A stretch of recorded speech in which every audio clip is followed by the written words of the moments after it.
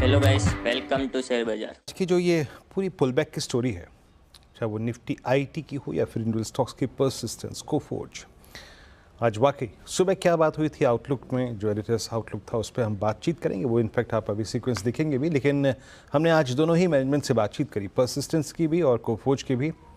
Mid cap IT space की दोनों कंपनियां, नतीजे बेहद शानदार थे, अव्वल दर्जे के थे। बीएफएसआई को लेकर, ग्रोथ आउटलुक को लेकर, यूएस मार्केट को लेकर इन दोनों कंपनियों ने क्या कहा आज सीएनबीसी आवाज़ के मंच पे, आइए सुनते हैं।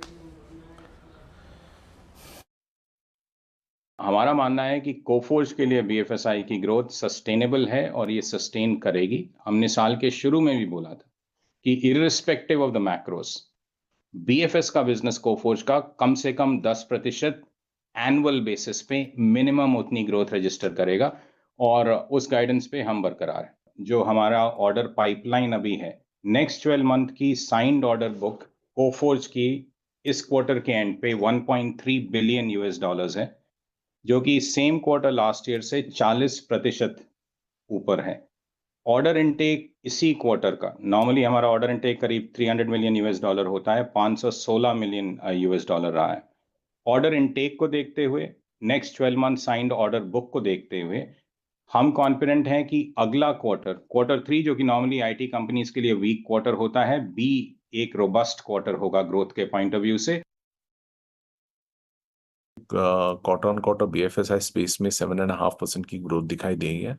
एक थोड़ा सा मार्जिनल इम्पैक्ट जो आता है फरलोज की वजह से Q3 में, वो अगर निकाल दें तो बाकी उसमें हमें कोई दिक्कत नहीं दिखाई दे रही है। हमारे कस्टमर्स के साथ इंटरेक्शंस काफ़ी अच्छे हो रहे हैं, हमारी डील क्लोजर अच्छी हो रही है, तो हमें स्ट्रक्चरली कोई चेंज नहीं दिख रहा है और हमें कॉन्फिडेंस है कि ये अगले H2 में भी आपको ऑल सेक्टर्स में आपको ग्रोथ दिखाई देगी। हाईटेक है कि हमारा एक सेक्टर है जो एक थोड़ा सा स्लो डाउन सिचुएशन में था पिछले 2 क्वार्टर में, मगर अभी जो हमने कुछ डील्स साइन किए हैं उसका इफेक्ट आपको अगले 2 क्वार्टर। कहाँ से आई ये numbers? Constant currency revenue growth 5%, quarter on quarter. 4.3% की एक्सपेक्टेशन थी, ऐसा नहीं कि एक्सपेक्टेशन कम की थी, एक्सपेक्टेशन 4.3 की थी, लेकिन ये तो वो बात हो गई कि आप एक्सपेक्ट कर रहे हैं एक स्टूडेंट से कि 98% लाए, वो 99 ले आए, तो ये उस तरीके का मामला है। मुझे लगता है ये स्टॉक 52 वीक हाई हिट करेगा। दूसरा big stock Coforge, zero promoter holding होने के बावजूद, और जब पूरा माल छोड़ दिया था बेरिंग ने, नंबर्स ऑब्वियसली इंक्लूडेड हैं, लेकिन फिर भी अदरवाइज ऑल्सो नंबर्स काफ़ी अच्छे हैं। तो परसिस्टेंट और कोफोर्ज यहाँ पे तो मैं डार्क ग्रीन लेके चल रहा हूँ। आज इनफैक्ट 3 स्टॉक्स डिस्कस कर लेते हैं वीरू एक बार फाइनली फटाफट। एक बार परसिस्टेंट, कोफोर्ज और बजाज फाइनेंस, तीनों लेकर आइए।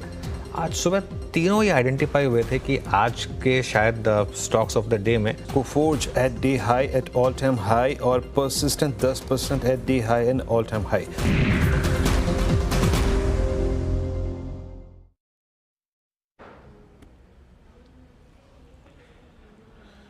ओके, तो आज ये रिटेस्टिक में बातचीत हुई थी। आपकी स्क्रीन पे दोनों ही स्टॉक्स जो हैं वो 11% ऊपर ट्रेड करते हुए। शिल्पा जी, बहुत संक्षेप में इन दोनों स्टॉक्स पे आपका आउटलुक किस वक्त मैम? जी बिल्कुल, परसिस्टेंट तो मुझे लगता है यहाँ पे 6200 के लेवल्स के लिए डेफिनेटली तैयार है। जिस तरह से इसका आया है, the numbers and the kind of movement stock is showing, तो परसिस्टेंट में मैं ज्यादा कॉन्फिडेंट हूँ कि 5500 आप इसका स्टॉप लॉस अभी रखिए, ट्रेलिंग स्टॉप लॉस अगर आपके पास ऑलरेडी है, and look for targets of 6200।